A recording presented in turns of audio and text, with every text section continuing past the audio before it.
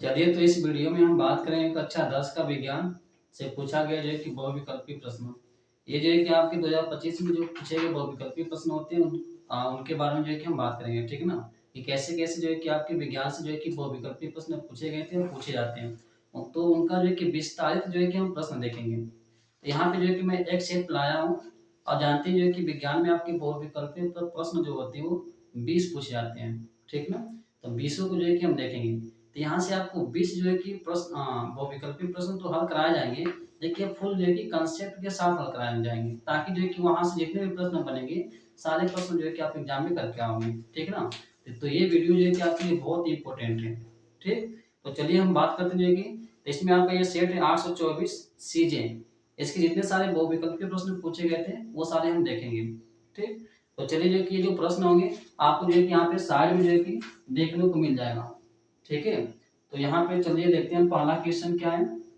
तो पहला क्वेश्चन है आपका जो है कि किसी बिंब का अवतल दर्पण द्वारा, कौन सा दर्पण है, अवतल दर्पण। तो अवतल दर्पण द्वारा प्रतिबिंब आभासी, सीधा तथा बिंब से बड़ा पाया गया, तो बिंब की स्थिति कहाँ होनी चाहिए। मतलब जो है कि जो प्रतिबिंब बनेगा अवतल दर्पण में वो बन रहा है जो है कि आभासी, सीधा और बिंब से बड़ा, मतलब वस्तु से बड़ा बनता है, ठीक है ना। तो बताइए कि जो बिंब है वो स्थित कहाँ पे है। तो यहाँ पे हम जो है कि पढ़ चुके हैं कि अवतल दर्पण, इसके पहले वीडियो नहीं देखी तो आप देख सकते हैं, इसका जो है कि मैं थ्योरी पढ़ा चुका हूँ, ठीक है ना। तो यहाँ पे जो है कि इसमें 6 स्थितियां होती हैं, 6 स्थितियों को देख लेते हैं, फिर उसके बाद जो है कि इसका आंसर जो है कि अपने आप बता देंगे, ठीक है, कौन सा सही होगा। तो चलिए यहाँ पे देखते हैं। ये है जो है कि अवतल दर्पण, कौन सा है, अवतल दर्पण। ये इसका जो है कि मुख्य अक्ष, यहाँ पे होता है जो है कि पोल ध्रुव होता है, यहाँ पे मान लेते हैं फोकस है एफ, ये होता है कि वक्रता केंद्र जो है कि सी। तो पहले वस्तु को हम कहाँ पे रखते हैं, अनंत पर रखते हैं, कहाँ रखते हैं जो है कि अनंत पर, ठीक है। ये होती है पहली स्थिति। अब बनता कहाँ पे इसका प्रतिबिंब, फोकस पे बनता है, और ये कैसा बनता है, वास्तविक, उल्टा और वस्तु से बहुत छोटा। तो ये पहला कंडीशन हो गया, पहली स्थिति हो गई, ठीक है ना। और कहाँ पे बनेगा, फोकस पे। दूसरी स्थिति में कहाँ पे रखते हैं, इधर है अनंत, ये है वक्रता केंद्र, इसके बीच में रखते हैं, ठीक है। इसका प्रतिबिंब कहाँ बनेगा, फोकस और ध्रुव के, सॉरी फोकस और जो है कि वक्रता केंद्र के बीच बनता है, ठीक है। तो यह सेकंड स्थिति हो जाएगी, कैसा बनेगा, वास्तविक, उल्टा और वस्तु से छोटा ही रहेगा ये, वास्तविक, उल्टा और वस्तु से कैसा होगा, ये छोटा ही, ठीक है। तो ये सेकंड स्थिति होगी। तीसरी स्थिति में कहाँ रखेंगे, वक्रता केंद्र पे रखते हैं, ठीक है, ये तीसरी की स्थिति। अब प्रतिबिंब भी कहाँ पे बनेगा, वक्रता केंद्र पे ही बनता है, ये कैसा बनता है, वास्तविक, उल्टा और वस्तु के बराबर बनता है, ठीक है। चौथी स्थिति में कहाँ पे रखेंगे, फोकस और जो कि वक्रता केंद्र के बीच रखेंगे, तो इसका प्रतिबिंब कहाँ पे बनेगा, अनंत और वक्रता केंद्र के बीच बनता है, और वस्तु से कैसा बनेगा, वक्रता केंद्र अनंत के बीच बनता है, तो वास्तविक, उल्टा और वस्तु से बड़ा होगा ये हो जाएगा चौथी स्थिति, ठीक है। पांचवी में कहाँ पे रखेंगे, फोकस पर, तो फोकस पे रखेंगे तो इसका प्रतिबिंब जो कि बनता है अनंत पर, कहाँ बनेगा, जो कि अनंत पे बनता है, कैसा बनेगा, वास्तविक, उल्टा और वस्तु से बहुत बड़ा बनता है, ये हो जाएगा पांचवी स्थिति, ठीक है। छठवीं स्थिति में कहाँ पे रखेंगे, ध्रुव और जो है कि फोकस के बीच रखते हैं, तो इसका जो प्रतिबिंब बनता है वो दर्पण के पीछे बनता है, किधर बनता है, दर्पण के पीछे बनता है, और ये कैसा बनेगा, ये बनता है कि आपका आभासी, सीधा और वस्तु से बड़ा, ठीक है। तो आप खुद ही बताइए ये प्रतिबिंब कैसा बना है, आभासी, सीधा और वस्तु से क्या, आभासी, सीधा और वस्तु से बड़ा बना है। तो यही वाला तो आपसे प्रश्न पूछा गया है। तो वस्तु कहाँ पर रखी गई है, ध्रुव और जो है कि फोकस के बीच में। तो यहाँ पे देखिए ऑप्शन दिया है, मुख्य, फोकस तथा वक्रता केंद्र के बीच में। ये तो नहीं होगा, मुख्य, फोकस, वक्रता केंद्र के बीच में चौथा स्थिति है, ये तो वास्तविक, उल्टा वस्तु से बड़ा बनता है, ये नहीं होगा। वक्रता केंद्र पे तो बराबर बनता है, तीसरा स्थिति हो गया। वक्रता केंद्र से परे, परे मतलब जो है कि दूर से, ठीक है, तो ये नहीं हो सकता है। दर्पण के ध्रुव तथा मुख्य फोकस के बीच में, तो देखिए दर्पण के ध्रुव और मुख्य फोकस के बीच में, तो ऑप्शन नंबर कौन सा सही हो जाएगा आपका, डी। क्या हो जाएगा, पहला का लेके आपका डी सही हो जाएगा, ठीक है ना। तो इस तरीके से आप हल कर सकते हैं। देखिए तो यहाँ से आप जो है कि सारी स्थिति आपने समझ लिया, ठीक है ना। अब आगे देखिए दूसरा जो है कि आपका सवाल क्या दिया हुआ है, कह रहा है कि किसी गोले दर्पण तथा किसी पतले गोले लेंसों लेंस दोनों की फोकस दूरियां -15 सेंटीमीटर है, तो दर्पण तथा लेंस संभवतः होंगे। तो देखिए अवतल दर्पण जो होता है फोकस इसका सामने है, तो इसकी फोकस दूरी जो है कि किस में आएगी, माइनस में आती है। ये तो ठीक है, तो यहाँ तो हमें पता चल गया कि कौन सा दर्पण होगा, तो होगा जो कि आपका अवतल दर्पण। ठीक, तो ये आपका जो है कि इसमें दर्पण के बारे में पता चल गया, क्योंकि फोकस दूरी माइनस में दिया है, तो माइनस का मतलब जो है कि फोकस दूरी किसकी होती है, माइनस में, अवतल की होती है। तो ये हो गया अवतल दर्पण, ये तो पता चल गया। और उसमें जो है कि क्या होता है लेंस में, तो लेंस में होता है जो है कि आपका, ठीक है, तो लेंस में भी जो है कि आपके बारे में बात करें हम, तो यहाँ पे ऑप्शन क्या है, दोनों अवतल है, दोनों उत्तल है, दर्पण जो है कि दर्पण जो है कि अवतल है और लेंस जो है कि आपका उत्तल। तो देखिए, तो यहाँ पे जो है कि आपका लेंस जो है कि अवतल होगा, क्या होगा, अवतल लेंस। ठीक है, क्योंकि इसकी फोकस जो किस में आती है, माइनस में आती है, किस में आती है, जो कि माइनस में। तो यहाँ पे ऑप्शन नंबर कौन सा सही हो जाएगा आपका, ए वाला। क्या हो जाएगा आपका, दूसरे का जो है कि ए आपका सही हो जाएगा। ठीक है, तो इस चीज को आप याद रखिएगा। वही जो है कि आपसे पूछता है जो है कि उत्तल लेंस का, तो आपका जो है कि किस में जाता है, प्लस में। उत्तल दर्पण का पूछेगा तो प्लस में, क्योंकि वो दर्पण के पीछे जाएगा उसको। चलिए, तो अगला जो है कि देखते हैं तीसरा क्वेश्चन। किसी शब्दकोश में पाए गए छोटे अक्षरों को पढ़ते समय आप निम्न में से कौन सा लेंस पसंद करेंगे। ठीक है, तो दिया ऑप्शन जो है कि आपका 50 सेंटीमीटर फोकस दूरी का उत्तल लेंस, 50 बी दिया है 50 सेंटीमीटर फोकस दूरी का अवतल लेंस, 10 सेंटीमीटर फोकस दूरी का उत्तल लेंस, 10 सेंटीमीटर फोकस दूरी का एक अवतल लेंस। ठीक है, तो यहाँ पे आपका ऑप्शन नंबर जो है कि सी सही हो जाएगा, 10 सेंटीमीटर फोकस दूरी का एक उत्तल लेंस। ठीक है ना, याद रखिएगा इसका जो है कि आपका ऑप्शन क्या हो जाएगा, जो है कि सी जो है कि सही हो जाएगा तीसरे का। ठीक है, आगे देखिए बात करते हैं चौथा।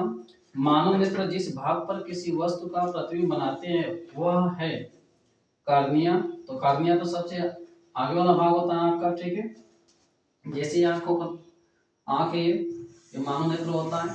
ठीक है, तो ये जो कोहरा हुआ भाग होता है यहाँ पे ऐसे, ये होता है जो कि कार्निया, यहाँ पे लेंस होता है। और ये होता है जो कि रेटिना, क्या होता है, ये रेटिना होता है। ठीक है ना, तो यहाँ पर जो एक चौथा सवाल में क्या करा है, मानव नेत्र जिस भाग पर किसी वस्तु का प्रतिबिंब बनाते हैं वह है कार्निया, परितालिका, पुतली या दृष्टिपटल। ये रेटिना को ये हिंदी में बोलते हैं दृष्टिपटल। क्या बोलते हैं, दृष्टिपटल। ठीक है, तो याद रखिएगा, तो यहाँ पे जो है कि इस प्रकार से बना होता है। ये जो होता है यही भाग है जो है कि रेटिना, या इसी को बोलते हैं दृष्टिपटल। तो यहाँ पे जो बना प्रतिबिंब होता है हमें स्पष्ट दिखाई देता है। रेटिना से पहले प्रतिबिंब बनेगा तो निकट दृष्टि दोष हो जाता है, जिसमें जो है कि हमें निकट की तो वस्तु दिखाई देती है लेकिन दूर की नहीं। रेटिना से जो है कि बाद यदि वस्तु का प्रतिबिंब बनता है तो उसे कहते हैं दूरदृष्टि दोष। ठीक है ना, क्या कहते हैं, दूरदृष्टि दोष कहते हैं, क्योंकि रेटिना से जो है कि दूर बना है। ठीक है, रेटिना से मतलब लेंस से वो दूर चला गया। ठीक है, और लेंस के पास में आता है तो निकट दृष्टि दोष बनेगा, लेंस से दूर बनेगा तो वो दूर दृष्टि दोष बनता है। तो ये जो प्रकाश किरणें आती है जब रेटिना से मिलती है तो इसका प्रतिबिंब रेटिना बनेगा। ये रेटिना से पहले मिल जाती है तो लेंस के पास में बन गया, रेटिना से बाद में जाकर मिलती है। ठीक है, तो ये जो है कि लेंस से दूर हो गया, तो इसी नाम पे पड़ा हुआ है इसका निकट दृष्टि दोष, इसका नाम पड़ा है दूर दृष्टि दोष। ठीक है ना, तो निकट दृष्टि दोष में जो है कि आपका क्या होता है, निकट की वस्तु दिखाई देती है लेकिन दूर की नहीं, और दूर दृष्टि दोष में जो है कि आपका दूर की वस्तु दिखाई देती है लेकिन निकट की वस्तु साफ नहीं दिखाई देती है। ठीक है ना, इसके निवारण के लिए पूछा था कौन सा लेंस प्रयोग करते हैं। देखो, निकट दृष्टि दोष होगा, निकट दृष्टि दोष होगा तो इसको मिलाना है रेटिना पे, रेटिना पे भेजने के लिए ध्यान सुनिएगा, इस किरण को जो किरणें जाती हैं इसको रेटिना पे भेजने के लिए क्या करना पड़ेगा आपको, इस किरण को फैलाना पड़ेगा। तो फैलाने के लिए किस लेंस का प्रयोग करेंगे, अपसारी लेंस। अपसारी लेंस कौन सा होता है, अवतल। कौन सा होता है, जो कि अवतल लेंस। ठीक है ना, तो इस अवतल लेंस का प्रयोग करेंगे तो जैसे ही इस अवतल लेंस का प्रयोग करेंगे एक किरणों को फैला देता है और जाकर किरणें कहाँ मिलती है, रेटिना पे। तो पूछा जाता है जो कि निकट दृष्टि दोष के निवारण के लिए किस लेंस का प्रयोग करते हैं, तो अवतल लेंस का। और वही पूछा जाए कि उत्तल दूरदृष्टि दोष को जो है कि निवारण के लिए किस लेंस का प्रयोग किया जाता है, तो उत्तल लेंस का। ठीक है, तो इस चीज को आप याद रखिएगा। आगे देखिए अगला प्रश्न क्या है आपका पांचवा, कह रहा है कि दो चालक तार, क्या है, दो चालक तार है, ठीक है ना, क्या है कि दो चालक तार, दो चालक तार जिनके पदार्थ लंबाई कामा लंबाई तथा व्यास समान है, मतलब जो है कि दो चालक तार है ऐसे, एक ये तार हो गया, ठीक है, एक यहाँ पे ले लेते हैं जो है कि तार, ठीक है, जिस पदार्थ से ये बना हुआ है उसी पदार्थ से जो है कि ये भी बना हुआ है दोनों, ठीक है, लंबाई और व्यास समान है, लंबाई भी समान है और व्यास भी समान है, ठीक है, तो यहाँ पे लंबाई भी समान है इसकी, और इसका व्यास मतलब जो होगा वो जो है कि इसका अनुप्रस्थ काट का क्षेत्रफल होगा वो समान है। कह क्या रहा है, किसी विद्युत परिपथ में पहले श्रेणी क्रम में जोड़ते हैं और फिर जो है कि पार्श्व क्रम मतलब समांतर क्रम में संयोजन में संयोजित किए जाते हैं। तो श्रेणी और पार्श्व संयोजन में उत्पन्न ऊष्माओं का अनुपात क्या होगा, ऊष्माओं का अनुपात, ठीक ना, तो जो ऊष्मा होती है H, उस ऊष्माओं का जो है कि अनुपात निकालना है। तो चलिए देखिए इसके लिए क्या करेंगे, पहले इसको श्रेणी क्रम में जोड़ेंगे। तो पहले मान लेते हैं कि इसका प्रतिरोध क्या है, R है, तो इसका भी प्रतिरोध क्या होगा, R ही होगा, क्योंकि सेम मटेरियल के हैं, सेम लंबाई के हैं, इनकी मोटाई भी सेम है, तो प्रतिरोध भी क्या मिलेगा, इनका सेम मिलेगा, ठीक है। अब इनके अब आप क्या करते हैं इसका, तो हम निकालते हैं कि इनको पहले श्रेणी क्रम में जोड़ेंगे। तो श्रेणी क्रम में जोड़ने का मतलब हो जाएगा आपका, इसको कैसे जोड़ लेते हैं हम लोग, इस प्रकार से,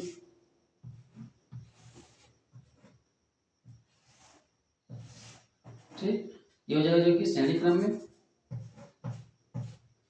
इसका प्रतिरोध R, इसका प्रतिरोध जो है कि R, तो श्रेणी क्रम में जोड़ते हैं तो कुल प्रतिरोध कितना हो जाएगा, तो कुल प्रतिरोध हो जाएगा आपका जो है कि R बराबर जो है कि R यस कर लीजिए, श्रेणी क्रम में तो यस कर लीजिए, तो R प्लस R कितना होगा 2R हो जाएगा, ठीक है, ये हो जाएगा। अब यहाँ से हीट निकाल लीजिए, कितनी उष्मा जो है कि यहाँ से निकलेगी, तो उष्मा का फॉर्मूला लगा सकते हैं यहाँ पे V स्क्वायर, मान लेते हैं कि इनके सिरों का विभवांतर मतलब जिस बैटरी से जुड़े हैं उसका विभवांतर कितना होगा V, तो V स्क्वायर और यहाँ पर जो है इनटू में जो है कि T और बटे में क्या हो जाएगा R, ठीक है ना, तो यहाँ पे R ये फार्मूला होता है, इसी फार्मूले से हम चलेंगे, इसी फार्मूले से हम क्या करते हैं चलते हैं।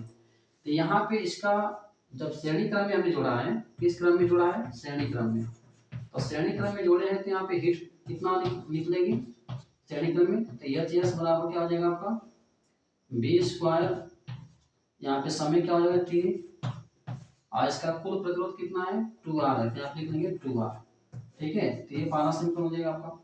अब क्या करते हैं इसको समांतर क्रम में जोड़ेंगे, तो समांतर क्रम में जोड़ने पे जो है कि प्रतिरोध जो है कि निकालिए तब यहाँ से समांतर क्रम का, ठीक है, तो आरएस मान लेते हैं इसको जो है कि इसको आरपी मान लीजिए, आरपी बराबर क्या हो जाएगा 1/में, ठीक है ना, समांतर क्रम में फॉर्मूला क्या आता है 1/में जो है कि आरपी बराबर 1/में आर प्लस 1/में आर, नीचे का सेम है तो ऊपर का जुड़ जाता है, तो यहाँ से आरपी निकालेंगे, यहाँ से क्या निकालते हैं आरपी, तो आपको क्या मिल जाएगा,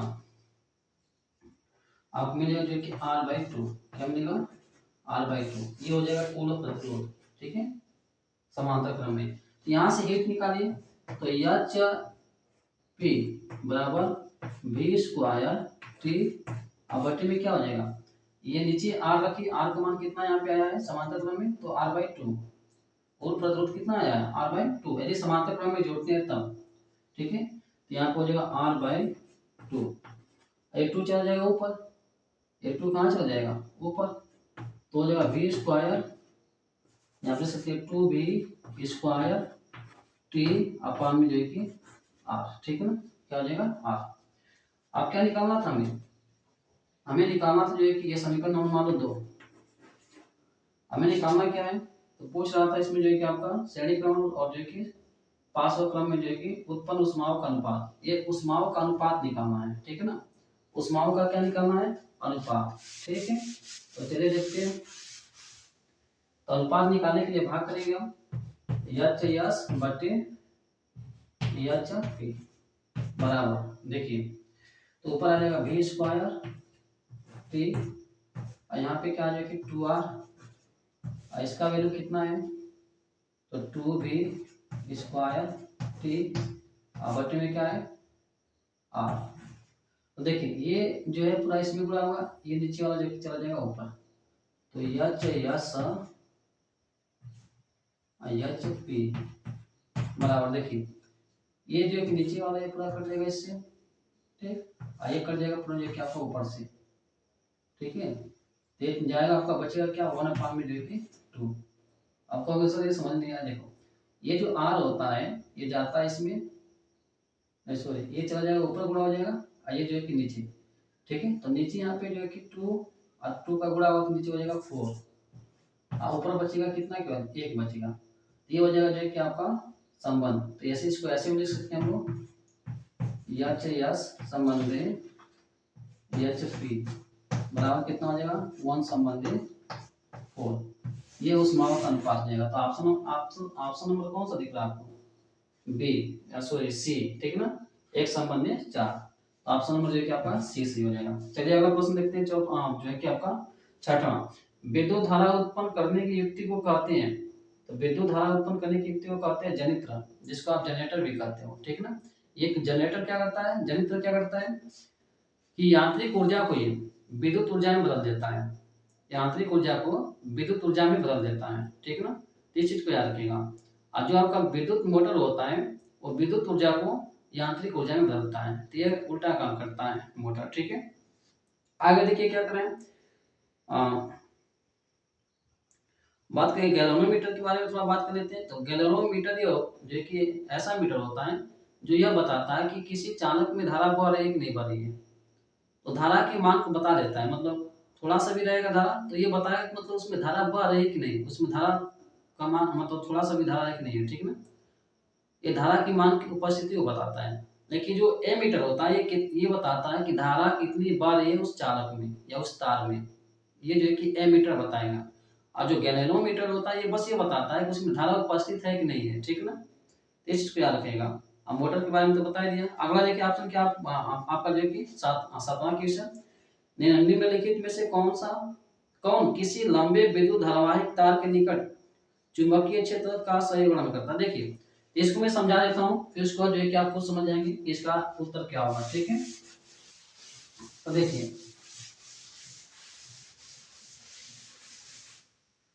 देखिए क्या इसमें है, 7वां में एक तार है, ठीक ना। जब इसमें करंट प्रवाहित होता है तो इसके चारों जो है कि वैद्युत क्षेत्र उत्पन्न होता है। क्या उत्पन्न होता है, देखिए वैद्युत क्षेत्र चुंबकीय क्षेत्र उत्पन्न होता है, ठीक है। यहाँ पे जो है कि क्या हो जाएगा आपका जो है कि धारावाहिक चालक है, इसको चारों चुंबकीय क्षेत्र उत्पन्न हो रहा है। ये होता है जो चुंबकीय क्षेत्र है ये, ठीक है ना, चुंबकीय क्षेत्र। तो चुंबकीय क्षेत्र की दिशा निकालने के लिए हम क्या करते हैं, तो आप जानते हैं चुंबकीय क्षेत्र धारावाहिक चालक है, किसी चालक में धारा बहती है तो उसके चारों चुंबकीय क्षेत्र उत्पन्न होता है। और चुंबकीय क्षेत्र जो कि उसकी दिशा निकालने के लिए जो कि आपका नियम होता है, मैक्सवेल का जो है कि दक्षिणावर्ती पेच का नियम है, फ्लेमिंग का जो है कि आपका फ्लेमिंग का जो है कि दाएं हाथ का जो है कि अंगूठे का नियम है कि तार को ऐसे पकड़ेंगे, तार जो अंगूठा होता है वो नारा की दिशा में, और जो उंगलियां जो पकड़ती है ये बताती है किसको, तो ये बताती है आपको जो है कि चुंबकीय क्षेत्र की दिशा को ऐसे, ठीक है ना।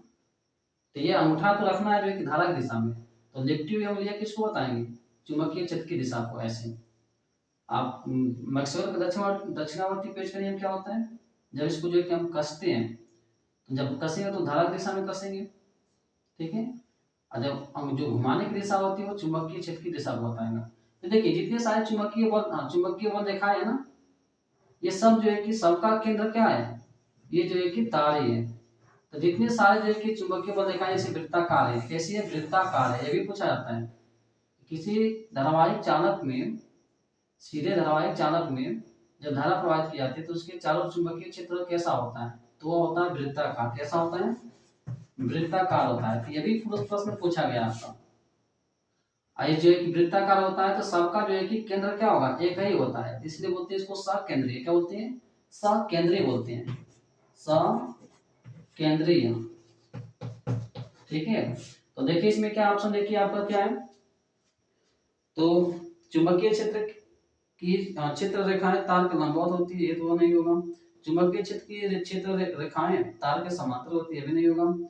चुंबकीय क्षेत्र की क्षेत्र रेखाएं त्रिज्यीय, ये भी नहीं होगा आपका। चुंबकीय क्षेत्र की सकेंद्रीय क्षेत्र रेखाओं का केंद्र तार होता है। देखिए जितनी क्षेत्र होती है ना, ये क्षेत्र रेखाएं सबकी जो सबका जो है कि केंद्र क्या है, ये तार ही होता है। ठीक है, तो ये आपका आप जो है कि ऑप्शन नंबर जो है कि सही हो जाएगा डी। ठीक है ना।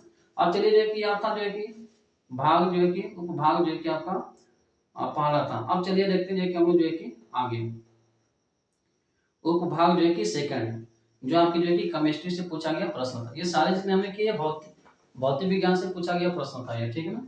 आप चलिए देखते हैं जो है कि केमिस्ट्री से इतने सारे प्रश्न पूछे गए हो। तो देखिए 8वां क्वेश्चन क्या दिया है, 1 बिलियन लाल लिटमस पेपर को नीला करता है तो इसका पीएच मान क्या होगा। तो इसको देखिए ऑप्शन से आप कर सकते हैं, नहीं तो आपको पता होगा जो है कि लाल लिटमस पेपर को नीला कौन करता है, क्षार करता है, जो क्षारीय विलयन होगा। और जो है कि लाल जो अम्ल होते हैं, अम्लीय विलयन, वो जो है कि नीले को क्या कर देते हैं, लाल कर देते हैं। ठीक है ना। तो यहाँ पे देखिए ऑप्शन नंबर जो है कि आप देख सकते हैं, पहला दिया 1, दूसरा दिया 6, पीएच मान दिया है, तीसरा दिया 3, ये सब तो अम्लीय होंगे, तो ये तो कर नहीं सकते, तो कौन होगा आपका 8वां। तो यहाँ पे आप नहीं समझ पाते तभी आप मार सकते थे, क्योंकि 7 से कम है, 7 से कम होता है। ठीक है, 7 से जो है कि यदि कम होता है तो हमें पता है कि वो अम्लीय होगा। क्या होगा, अम्लीय होता है।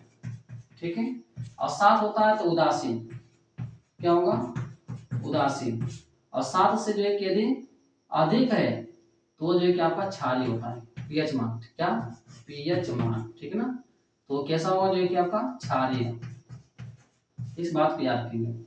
7 रहेगा तो उदासीन, 7 से कम तो अम्लीय, 7 से अधिक तो उदासीन। तो ऑप्शन नंबर से हो जाएगा आपका डी। अगला देखिए जो है कि 9वां जो है कि, तो 9वां क्या कर रहा है, जिंक चूर्ण, जिंक का जो है कि मान लीजिए चूर्ण है, ठीक है, ऐसे छोटे छोटे दाने हैं जिंक के। ठीक है, तो जिंक चूर्ण तनु सल्फ्यूरिक अम्ल की क्रिया से गैस निकलती है। तो देखिए जो जिंक की क्रिया होती है, यदि हम सल्फ्यूरिक अम्ल से कराते हैं, H2SO4 से कराते हैं, ठीक है, ये जो है कि तनु है, ठीक है, तो जैसी क्रिया कराती है तो यहाँ से कौन सी गैस निकलती है, हाइड्रोजन गैस। कौन सी गैस निकलेगी, हाइड्रोजन, और बनेगा क्या जो है कि यहाँ पे आपका जिंक सल्फेट बनता है। ठीक है, तो कौन सी गैस निकल रही है, हाइड्रोजन गैस। तो ये पढ़ चुके हम जो है कि पढ़े होंगे जो है कि अम्ल के जो है कि रासायनिक गुण में, कि जब किसी धातु की क्रिया हम किसी अम्ल से कराते हैं तो हाइड्रोजन गैस निकलती है। तो यहाँ पे जो है कि कौन सी गैस निकलेगी, हाइड्रोजन गैस। तो आपका कौन सा सही हो जाएगा ऑप्शन जो है कि आपका डी सही हो जाएगा। अब देखिए जो है कि 10वां एल्काइन का सामान्य सूत्र होता है। देखिए इन तीनों को बता देता हूं मैं। देखिए एक होता है जो कि एल्केन, एक होता है जो कि एल्कीन, एक होता है एल्काइन। क्या होता है, एल्काइन। ठीक है, देखिए इसका सूत्र होता है CnH2n+2। ठीक है, इसका सूत्र 2 घटा दीजिए इसमें से, तो CnH2n, यहाँ से 2 घटाएगा तो यहाँ पे 2 घटा कट गया, ये तो यहाँ से और 2 घटाइए तो CnH2n-2। ये हो गया आपका सूत्र जो है कि एल्केन का, ये हो जाएगा आपका जो है कि एल्केन का, ये हो जाएगा आपका एल्काइन का। कौन सा पूछा आपसे, एल्काइन का पूछा है। तो एल्काइन का देखिए कौन सा दिख रहा है आपको, ऑप्शन नंबर जो है कि सी। तो ऑप्शन नंबर जो है कि सी क्या हो जाएगा आपका जो है कि सही हो जाएगा इसका। ठीक है, अब चलिए देखिए जो है कि 11वां एल्डिहाइड, एल्डिहाइड का जो कि प्रकार्यात्मक समूह, जिसे हम क्रियात्मक समूह भी बोलते हैं। तो जो कि एल्डिहाइड का क्या होता है, CHO होता है, CHO होता है। ठीक है, इसको दिखाते कैसे हैं, C यहाँ पे डबल O और यहाँ पे जो कि H, इस प्रकार से दिखाते हैं, और ये फ्री रहता है। ठीक है ना, ऐसे। तो देखिए किस में दिख रहा है आपका ये, तो आपको दिख रहा है कि ऑप्शन नंबर कौन सा, बी। कौन सा है कि ऑप्शन नंबर जो कि बी आपका सही हो जाएगा। ठीक है, आगे देखिए अगला है कि आपका 12वां, निम्न में से कौन सी धातु अम्लों में से हाइड्रोजन को विस्थापित करती है। अब बताना जो है कि इसमें से कौन सा धातु जो है कि अम्लों में से क्या कर देगी, विस्थापित कर देगी। ठीक है, तो चलिए देखिए, तो यहाँ पे दिया है जो कि आपका मैग्नीशियम दिया है, जिंक, मैग्नीशियम या जिंक, फिर दिया प्लेटिनम, कॉपर और जो है कि Hg मरकरी। तो देखिए हाइड्रोजन को विस्थापित, तो आपका श्रेणी पढ़ना पड़ेगा, एक क्रियात्मक श्रेणी होती है।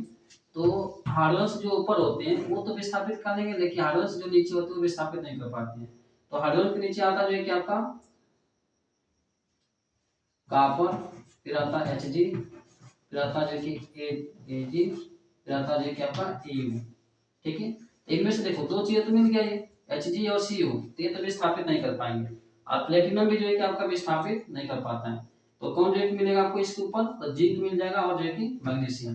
तो जिंक और मैग्नीशियम क्या कर देंगे, हाइड्रोजन को विस्थापित कर देते हैं।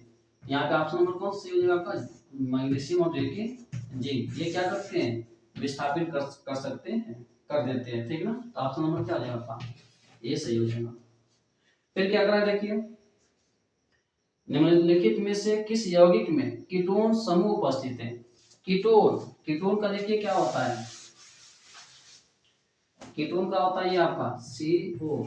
ठीक ना, तो कीटोन को दिखाने के लिए क्या आपका क्या होगा, इस तरीके से दिखा सकते हैं।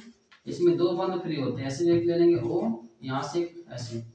ठीक ना, तो आपको देखिए इस प्रकार से किस में देखने को मिलेगा, या तो ये या तो ये, कोई देख लीजिए। तो आपको कौन सा देखने को मिला, यहाँ से दो चीजें जोड़ सकता है यहाँ से। ठीक ना, यहाँ पे जो है कि हाइड्रोकार्बन को जोड़ सकता है, जैसे CH3, यहाँ पे CH3। ठीक है ना, तो आपको देखिए कौन सा मिल जाएगा आपको, तो ऑप्शन नंबर जो है कि डी, ये आपका क्या हो जाएगा, इसमें कीटोन देखने को मिल रहा है। ठीक है ना, तो ऑप्शन नंबर जो है कि डी तेरा का सही हो जाएगा। ये हो गया आपका जो है कि केमिस्ट्री, तो ऑप्शन नंबर जो है कि इसका डी, कौन सा, डी सही होगा। आगे देखते हैं जो है कि अगला भाग, अगला जो है कि वो भाग है जो है कि आपका तीसरा, जिसमें जो है कि आपके बायोलॉजी के प्रश्न पूछे गए हैं विकल्प के। तो चलिए इसको भी देख लेते हैं विस्तार से।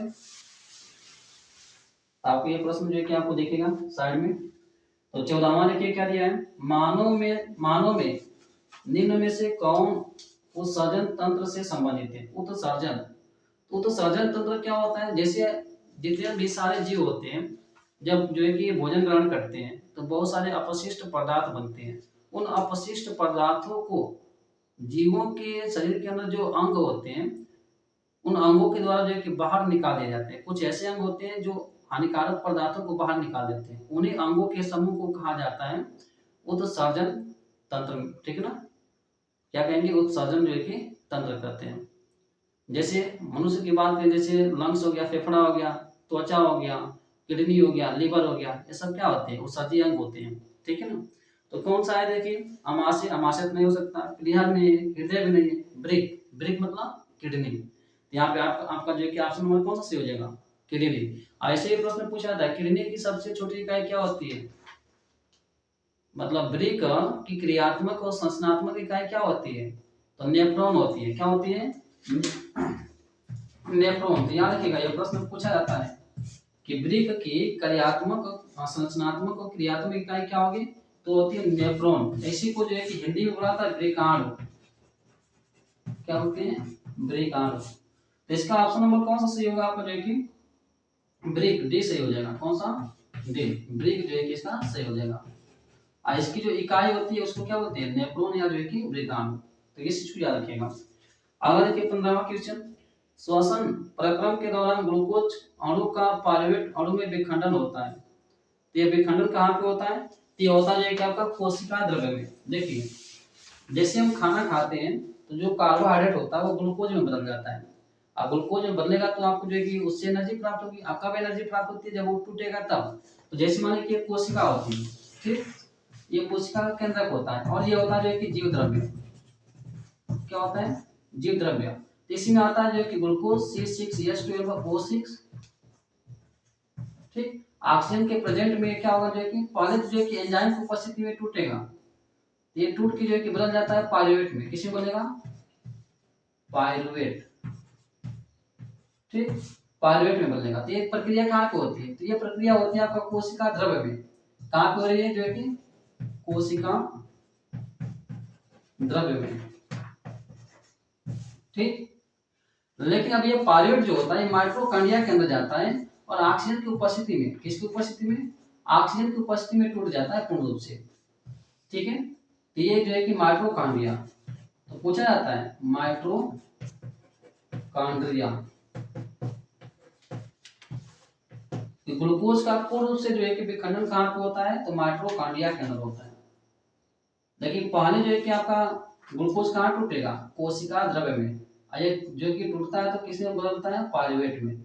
और पाइरुवेट के बाद जो है कि आपका किस में बदलेगा आपका, ठीक ना, टूटेगा तो जो है कि आपका पूर्ण रूप से टूट जाता है तो बनता है जो कि CO2, जल और जो कि ऊर्जा, ठीक ना।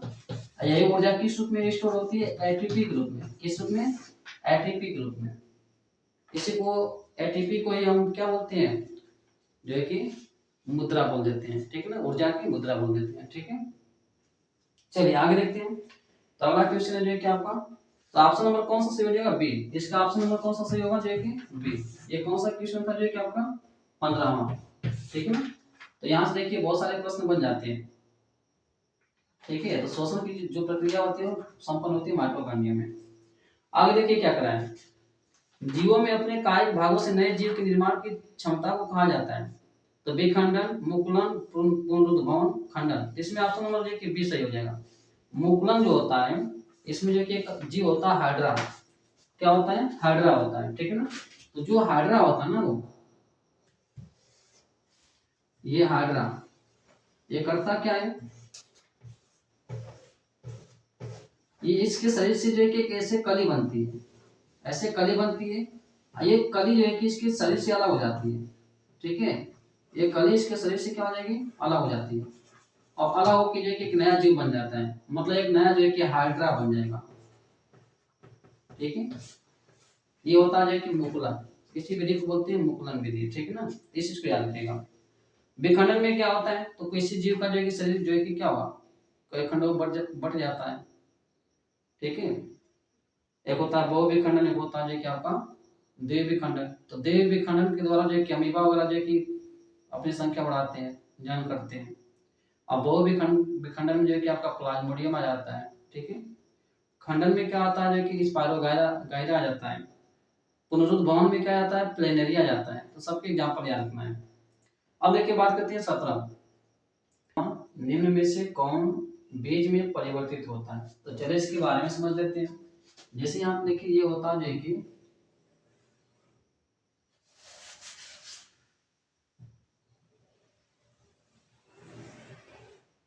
ये होता है जो कि पुष्प का जो है कि मादा भाग, जिसे बोलते हैं जो कि स्त्री केसर। इसी के अंदर पाया जाता है जो कि बीजांड, क्या होता है, बीजांड होता है, ठीक। इस तरीके से ये जो बीजांड होता है यही आपका बीज में कन्वर्ट होता है। किस में बदल जाता है, ये बीज में। ये होता है अंडाशय, क्या होता है, ये अंडाशय होता है। तो अंडाशय जो होता है ये फल में बदल जाता है, किसमें, फल में, ठीक है ना। इस बात को आप जो याद रखेंगे। तो पूछा क्या इसमें से, पूछा जो कि आपका निम्न में से कौन सा जो है कि बीज में परिवर्तित होता है, तो होता है जो कि आपका बीजांड। तो ऑप्शन नंबर कौन सा सही हो जाएगा आपका, ए। ऑप्शन नंबर देखिए ये सही हो जाएगा, ठीक है। आगे देखिए क्या करें, डीएनए का वह भाग जिसमें किसी प्रोटीन संश्लेषण के लिए सूचना होती है कहलाता है। देखिए ये मान लीजिए डीएनए,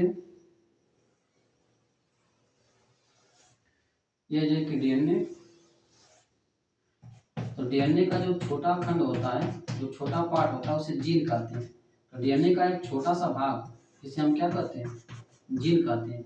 ऐसी जीन के अंदर सारी सूचनाएं होती है, ठीक है।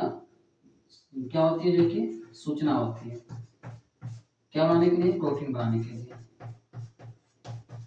ऐसी प्रोटीन से जो है कि क्या होगा, लक्षण जो है कि उभर के सामने आते हैं, ठीक है। तो देखिए प्रोटीन बनाने की सूचना किसके अंदर होती है, जीन के अंदर। तो कौन सा ऑप्शन सही हो जाएगा आपका, जो है कि बी। कौन सा सही हो जाएगा आपका, जो है कि ऑप्शन बी सही हो जाएगा, ठीक ना, 18 का। अब देखिए उन्नीसवां क्या करा है, निम्न में से कौन सा एक कृत्रिम परितंत्र का उदाहरण है। कृत्रिम मतलब जो मानव ने बनाया हो। तो देखिए घास स्थल, तो घास तो जो है कि मानव उगा नहीं सकता है, ठीक है। तो ये तो घास स्थल आपका प्राकृतिक हो जाएगा। वन, वन क्या होता है, तो ये भी आपका जो है कि प्राकृतिक हो जाएगा। मरुस्थल ये भी प्राकृतिक हो जाएगा।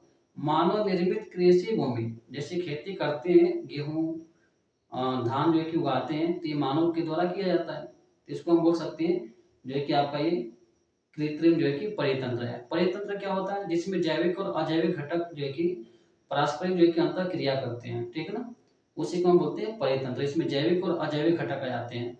जैविक मतलब जिसमें जो है कि आपके जीव वगैरह जैसे पेड़ पौधे हो गए, जीव जंतु, ये सब आ जाते हैं। अजैविक में क्या होता है, जैसे मृदा हो गया, जल हो गया, हवा हो गया, प्रकाश हो गया, ये सब जो है कि अजैविक घटक में आ जाते हैं। तो ये जो दोनों होते हैं एक दूसरे पर निर्भर होते हैं, मतलब इनके बीच में पारस्परिक जो है कि अंतर क्रिया होती है, तो उसी को हम कहते हैं परितंत्र, ठीक है ना। तो इसमें ऑप्शन नंबर कौन सा सही हो जाएगा आपका, डी। कौन सा सही हो जाएगा आपका, जो कि 19 का जो है कि ऑप्शन नंबर जो है कि आपका डी सही हो जाएगा। कौन सा जो है कि डी सही हो जाएगा, ठीक है ना। फिर देखिए 20वां क्या दिया है, निम्न में से कौन पादप हार्मोन नहीं है, पादप हार्मोन नहीं है ये पूछा है। तो देखिए ऑक्सिन, ऑक्सिन तो होता है, ऑक्सिन जो होता है पौधे की वृद्धि में जो है कि सहायता करता है, ठीक है। फिर साइटोकाइनिन, साइटोकाइनिन में जो है कि क्या करता है, जो कोशिका के विभाजन में सहायक होता है, मतलब एक कोशिका से जो है कि दो कोशिका बनाते हैं, ठीक है। तो ये बीज और फल में ज्यादा पाया जाता है। फिर जिबरेलिन हो गया, ठीक है। सी आपका जो है कि थायरॉक्सिन हो गया। तो देखिए ऑक्सिन हो गया, साइटोकाइनिन हो गया, जिबरेलिन हो गया, ये सब पादप हार्मोन हार्मोन होते हैं। लेकिन आपका थायरॉक्सिन क्या होता है, ये थायरॉक्सिन जो होता है थायराइड ग्रंथि से निकलता है। तो ये आपका जो है कि क्या होगा, पादप हार्मोन नहीं है, ये जो है कि क्या है, मानव हार्मोन है, ठीक है ना। तो इस चीज को आप याद रखेंगे। तो ऑप्शन नंबर कौन सा सी हो जाएगा आपका, सी। पूछा है नहीं है कौन सा पादप पादप हार्मोन नहीं है, तो थायरॉक्सिन जो है कि आपका पादप हार्मोन नहीं है, ये मानव हार्मोन है, ठीक है ना। तो इस चीज को आप याद रखेंगे। तो ये आपका जो है कि वैकल्पिक प्रश्न क्या होते हैं, समाप्त होते हैं। अब आगे जो है कि आपका जो है कि, तो देखिए 20 प्रश्न जो है कि आपने हल किए, इससे जो है कि कितना आपके कंसेप्ट जो है कि क्लियर हुए, वो चीज को देखना है कि आप जो है कि पेपर में किस प्रकार से इन कंसेप्ट का प्रयोग करके सारे प्रश्न जो है कि हल कर सकते हैं बहुविकल्पी, ठीक है। तो आप ये मत समझिए केवल बेसिक प्रश्न कराए गए हैं, इससे कितने प्रश्न बनेंगे वो सारे प्रश्न जो है कि आप हल कर सकते हैं, ठीक है। कंसेप्ट के साथ जो है कि करा गया है। तो आज इतना ही रहने देते हैं। धन्यवाद, मिलेंगे जो है कि फिर अगले वीडियो में, ठीक है।